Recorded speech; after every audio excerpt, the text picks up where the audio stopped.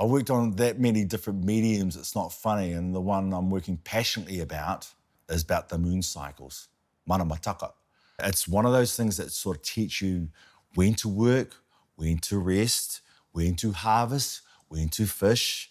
There's so many synergies with the community here, the Indigenous community here, but then it's also a universal thing as well. I mean, if we were going to talk about sailors going out to the sea, you know, they use the star system, the moon cycle, and it's one of those things I'd like to actually share from our culture, where we're actually practicing it. We're not talking about it, we're actually living it.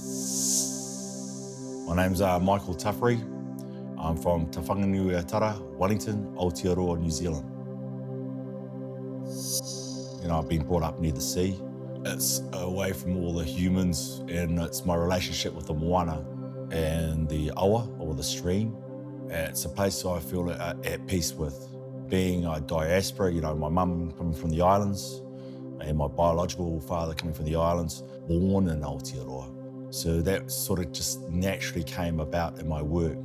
The wheke, or the octopus, that's a totem from my island, from Rarotongan. And it's the wheke, which is the octopus, is the legs that spread out to all the different islands. So it's the head of actually our philosophy where we all migrated from. So its original name is Hawaii.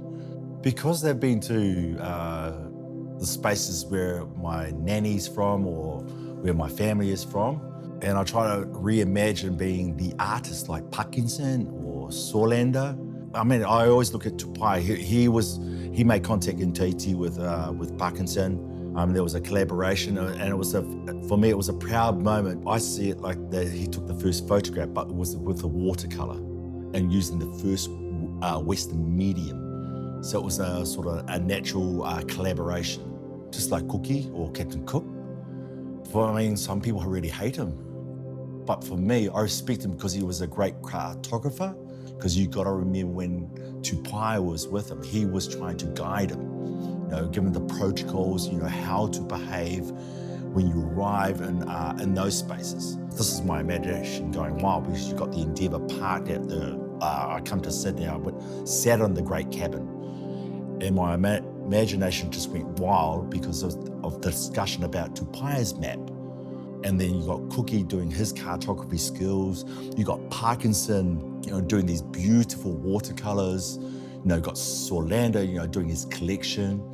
There's some bits I like about Joseph Banks, but it was more about the gentleman, the interaction that was going on. So for me, that was my driver, yeah. In my work, I use a lot of vehicles. And for example, like from film to sculpture, to painting, to performance art, or even just teaching. So in my practice, I have a lot of different disciplines or different mediums I deal with. So I try and find opportunities to create that conversation. I sort of spend a lot of time with youth, because I was one of those ones that actually had a lot of trouble reading, writing, or even just talking. So actually art has actually always been my first language. And I do have a lot of responsibility, but I don't feel the stress. I just know my calling. It's reciprocity. We call it manaki, you know, giving back. And I had some beautiful teachers that supported my anxiety issues. So it was those tutors around me, you know, and my mum and dad, you know, the community around that supported me. I practiced that manaki to give back. But that's just part of our culture anyway, from my Samoan side to the Cook Island side. When you have a guest, you just give.